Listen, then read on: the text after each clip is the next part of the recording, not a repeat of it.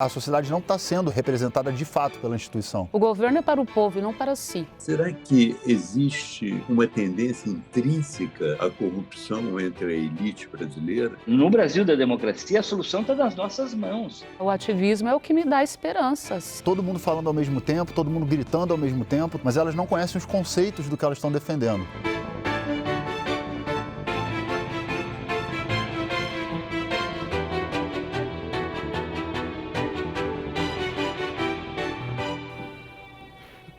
Olá, Eliana. Tudo bem? Tudo bem? Tudo. Prazer. Prazer é Satisfação. meu. Você é koala, não é? Olá, Eliane, tudo bem? Olá. Como é que tá? Tudo bem? Olá. Tudo bem? Tudo bem? Tia, como é que tá? Tudo bem. Já fui. Já foi, Já eu fui. também. Olá, eu sou Luiz Felipe Dávila, cientista político, fundador do CLP, o Centro de Liderança Pública. Esse é mais um episódio do Lado D, em parceria com o Estadão.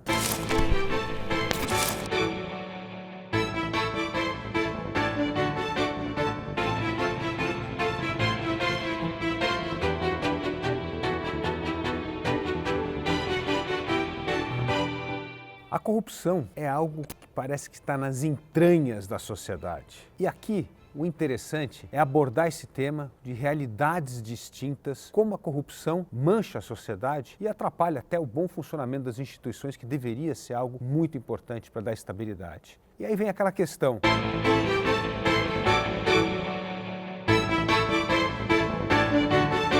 E hoje nós estamos aqui com a Eliane Dias, que ela hoje é conselheira da OAB e produtora da Bug Night.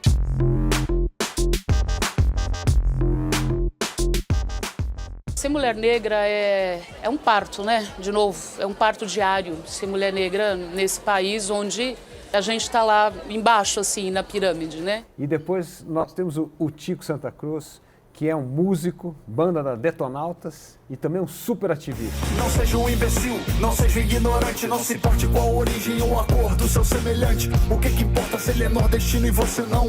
O que importa se ele é preto e você branco? O Brasil é um país corrupto porque é pobre ou é pobre porque é corrupto?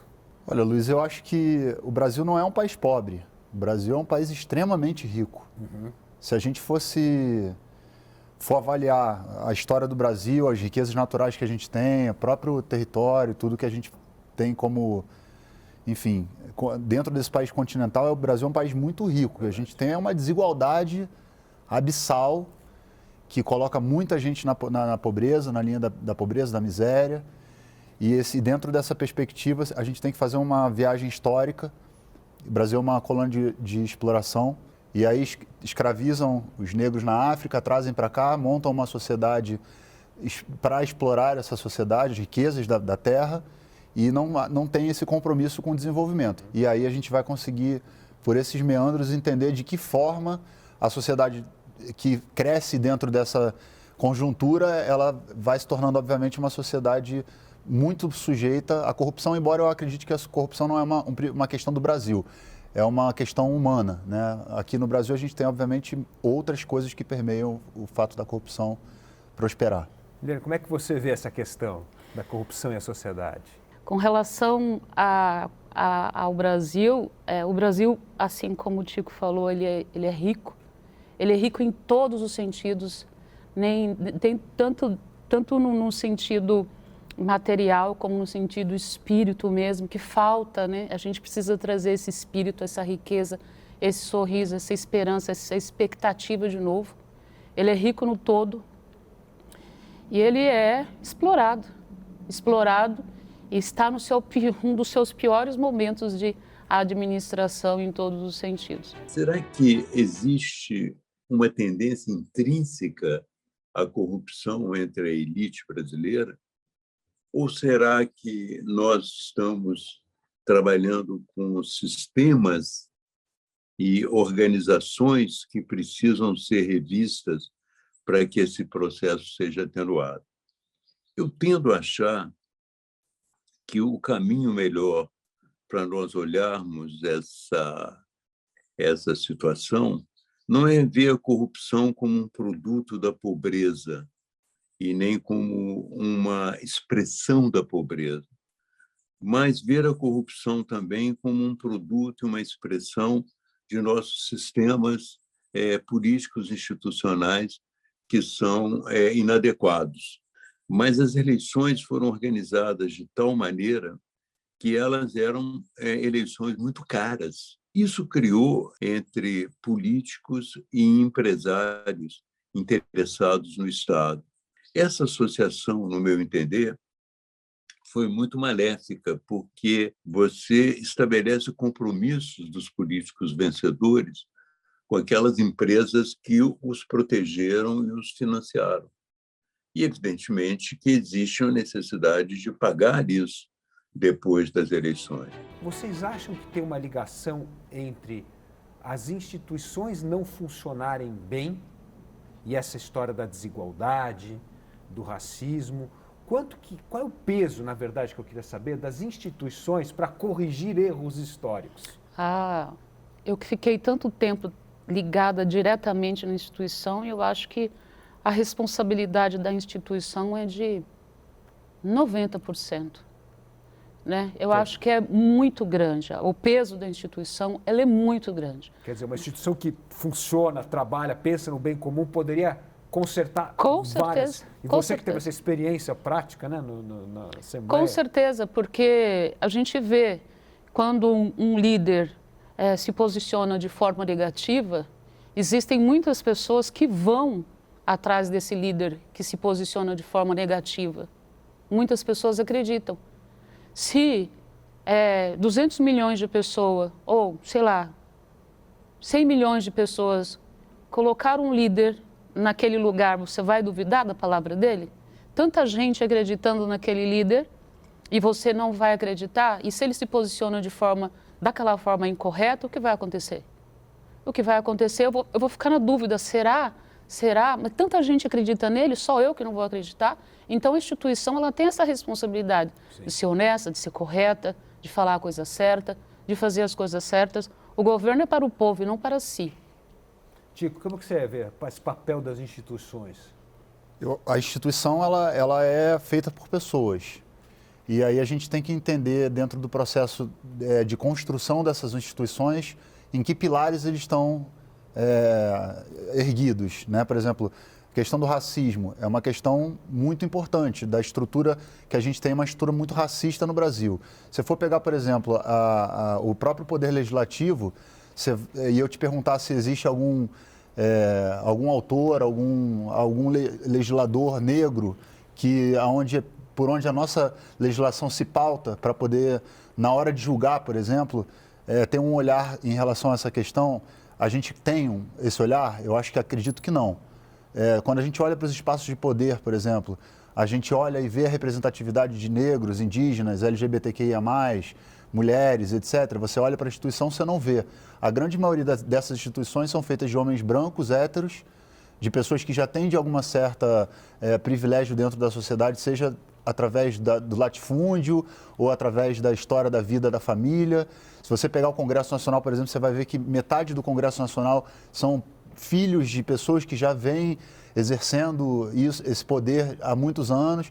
Essa desigualdade, ela me aparenta ser que a instituição olha só para os próprios interesses.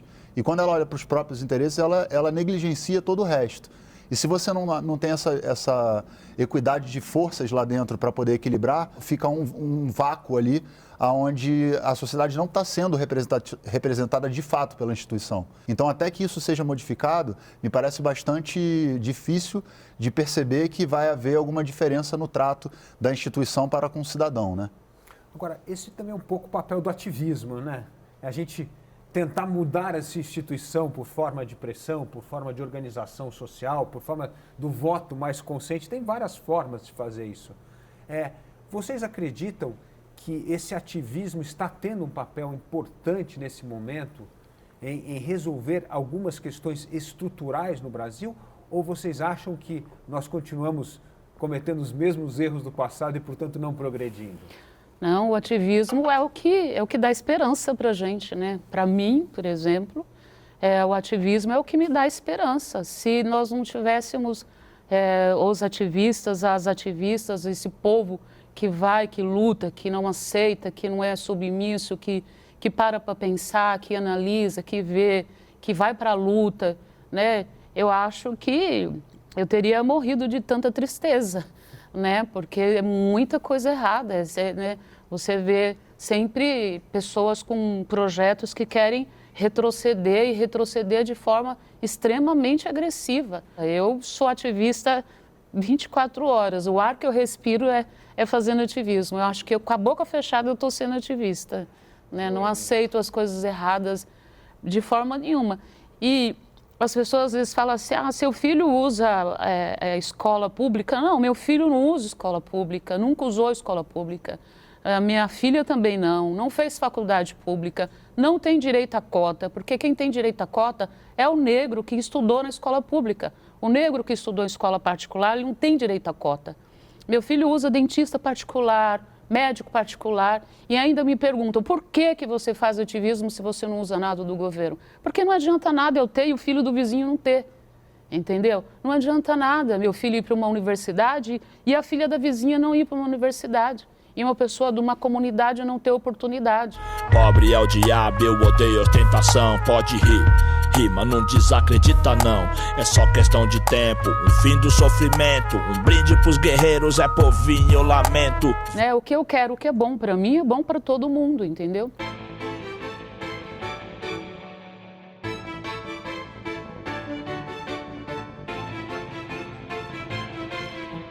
Amadureça, deixe de ser tão infantil, tão ingênuo, tão milagroso, porque nós somos um povo milagroso, né? Nós somos um povo que, o tempo todo, demonizando o nosso passado, foram os portugueses que nos fizeram assim, se os holandeses, os ingleses, os franceses tivessem nos colonizado, seríamos melhores, o que é uma grande ilusão, porque não haveria Brasil.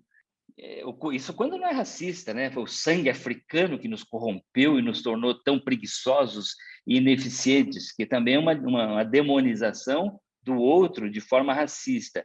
Isso é tipicamente infantil. Eu acho que chegou a hora, nesse Brasil de mais de 500 anos, de assumir a nossa condição de uma nação adulta, responsável, e que não adianta acusar o outro pelos nossos problemas. No Brasil da democracia, a solução está nas nossas mãos. Eu sonho com um Brasil mais justo, menos desigual, um país mais tolerante, um Brasil mais educado, um Brasil que invista em educação, em ciência, em tecnologia, em que as pessoas se respeitem, que tenha um Estado eficiente, que nós consigamos pactuar o nosso planejamento nacional pela via da democracia, que nós consigamos nos distanciar da tentação autoritária que prevaleceu até muito recentemente. Mas, olhando para o passado recente, e eu tenho 65 anos, eu nasci em 56, eu vivi durante o golpe, a ditadura militar, eu já como jornalista, na idade adulta, participei da campanha pelas diretas em 1984, sonhei com o Brasil da democracia. Hoje, eu tenho a impressão que eu não vou ver o Brasil dos meus sonhos. Talvez os meus netos, os meus filhos talvez não.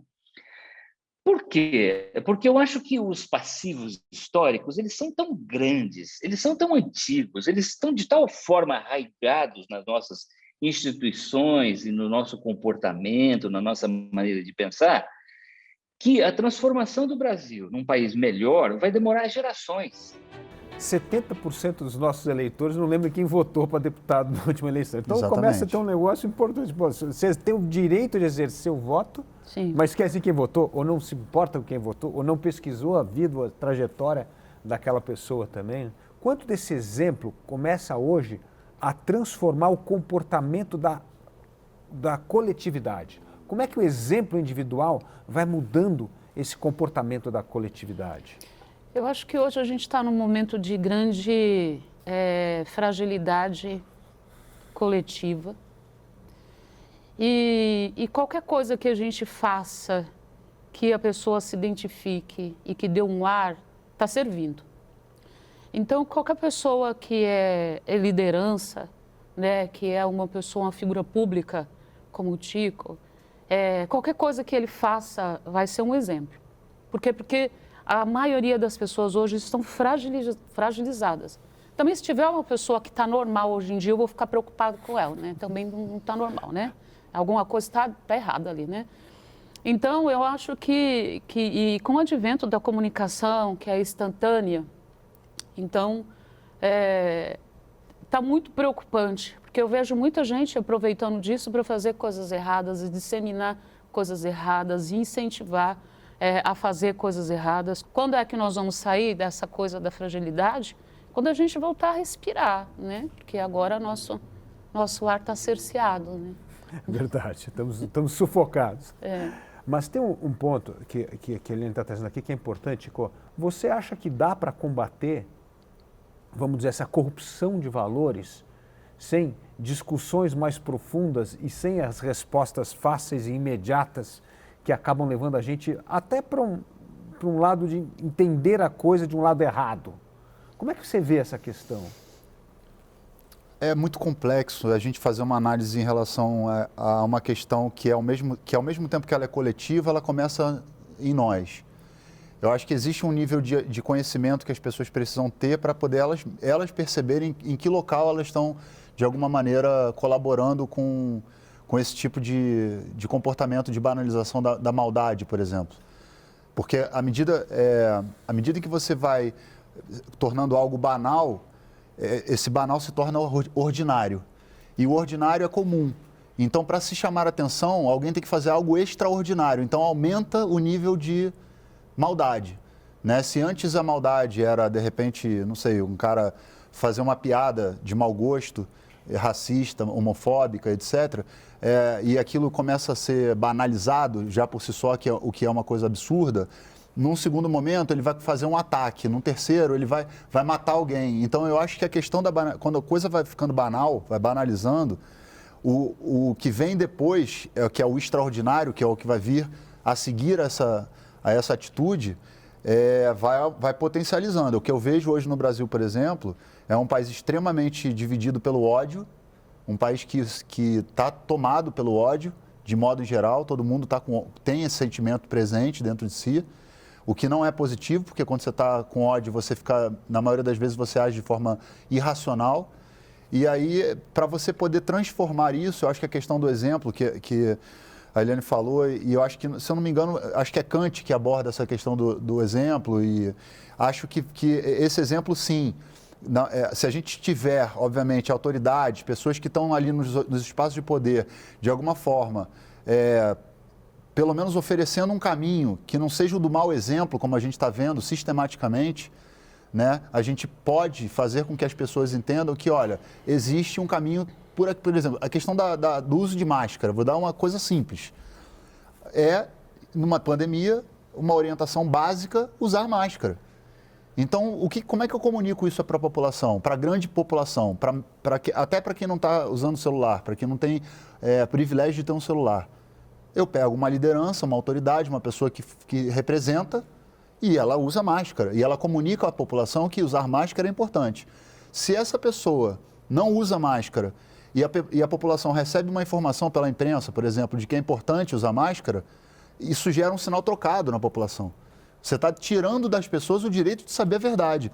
E você tem um presidente da República que diz que é honesto, que é isso, que é aquilo, que tem um monte de valores, mas que de fato não coloca nada. Então, se eu pegar o exemplo do presidente da República, por si só já é um mau exemplo para as pessoas nitidamente não conseguirem identificar qual é o sinal que a gente tem que seguir.